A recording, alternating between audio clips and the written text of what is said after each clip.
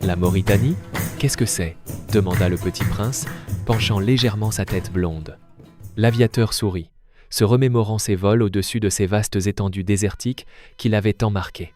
Comment expliquer ce pays à un enfant qui voyageait d'astéroïde en astéroïde et qui cherchait toujours l'essentiel des choses ? La Mauritanie, commença-t-il, est un grand pays du désert, où le sable s'étend à perte de vue, comme une mer figée. Une mer de sable ? Est-ce qu'on peut y voir des couchers de soleil ? S'enquit le petit prince qui, sur sa minuscule planète, pouvait observer jusqu'à 44 couchers de soleil en une journée. Oui, et ils sont parmi les plus beaux du monde. Quand le soleil descend sur les dunes dorées, tout le ciel s'embrase de couleurs que l'on ne peut décrire avec des mots. Le petit prince réfléchit un moment. Et y a-t-il des gens qui y vivent ? Oui, des hommes vivent là-bas, et c'est pourquoi on l'appelle parfois « terre des hommes ». Des hommes qui ont appris à vivre dans un environnement où d'autres ne verraient qu'hostilité et désolation. Ce n'est pas facile de vivre dans le désert, remarqua le petit prince qui connaissait bien la solitude. Non, ce n'est pas facile, acquiesça l'aviateur. Mais c'est dans cette difficulté que les hommes du désert ont développé une sagesse particulière. Ils savent, par exemple, que l'eau est plus précieuse que l'or et que l'hospitalité envers l'étranger est sacrée. Dans le désert, on est à la fois loin de tout et proche de l'essentiel, ajouta-t-il, se souvenant de ses propres expériences à Cap Joubi, non loin de la Mauritanie actuelle. Le petit prince semblait méditer ces paroles. Et ces hommes du désert, sont-ils heureux ?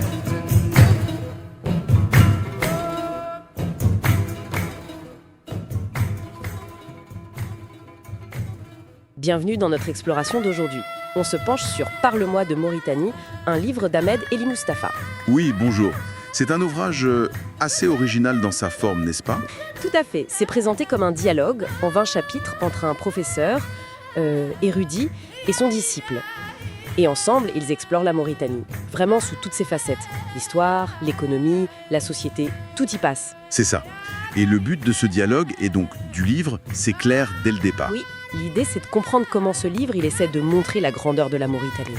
Son histoire riche, sa culture, sa diversité, pour aller en fait à l'encontre d'une certaine image, peut-être de petitesse ou de fatalisme. Exactement. L'auteur, on sent qu'il a une vraie aspiration pour son pays, pour le bonheur et la prospérité de la nation mauritanienne.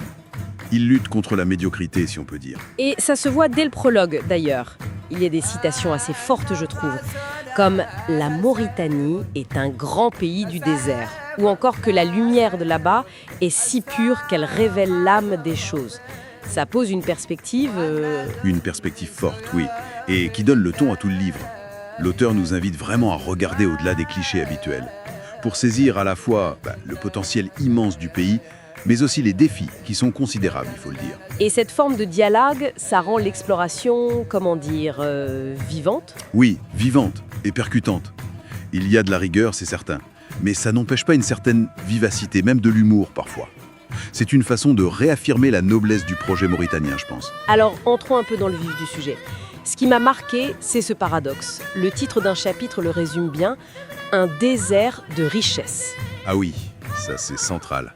D'un côté, on a ce territoire immense, plus d'1 million de kilomètres carrés, c'est énorme. Une position géostratégique clé. Entre le Maghreb et l'Afrique subsaharienne, oui. Exactement. Et puis des ressources naturelles considérables. On parle de fer, d'or, de cuivre, de gaz maintenant. Sans oublier la pêche. Voilà. Des côtes parmi les plus riches au monde. Voilà. Une abondance qui peut paraître presque ironique face à d'autres réalités. Et c'est justement là que l'analyse de l'auteur devient intéressante. Il confronte ce potentiel, assez objectivement, aux réalités qui freinent, disons, son développement. Les titres de chapitres sont assez parlants d'ailleurs. Une économie vulnérable, la crise éducative... Ou structure sociale et tribale, frein au développement. Voilà. Mais attention, le but n'est pas d'accabler, c'est plutôt d'identifier très précisément où sont les blocages. Les défis de gouvernance, le système éducatif qui pose question, certaines pesanteurs sociales peut-être. L'idée, c'est de nommer les problèmes pour pouvoir les affronter, pas de les nier. Et ce qui est bien, c'est que le livre ne s'arrête pas au diagnostic. Il regarde vers l'avenir, il propose des pistes. J'ai trouvé ça intéressant, l'utilisation de comparaisons avec d'autres pays. Pas seulement les voisins comme le Maroc ou le Sénégal. Non, il va chercher plus loin, Oui, Singapour, le Rwanda, même le Botswana. des modèles très différents. Qu'est-ce qu'il cherche à faire avec ça au juste?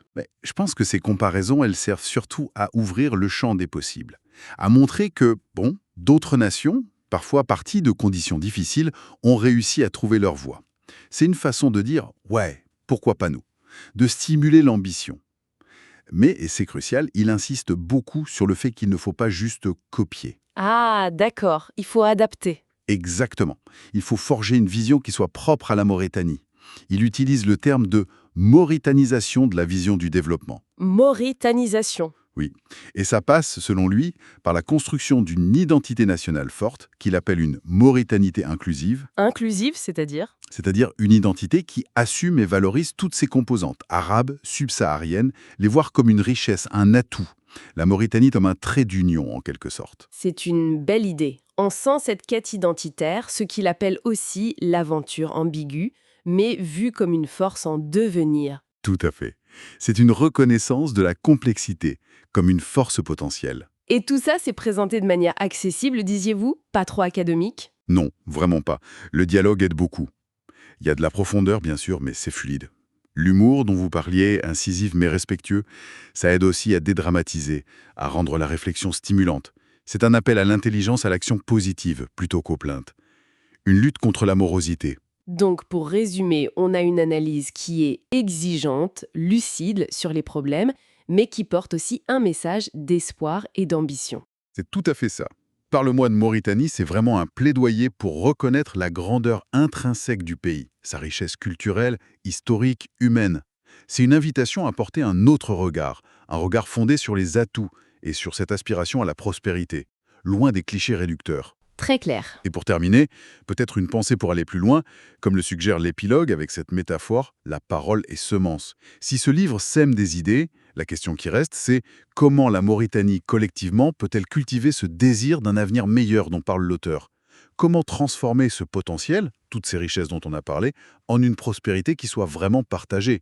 Une prospérité qui arrive à concilier l'héritage très fort du pays et ses aspirations à une modernité qui lui ressemble. Une excellente question pour conclure notre exploration d'aujourd'hui. Merci. Merci à vous.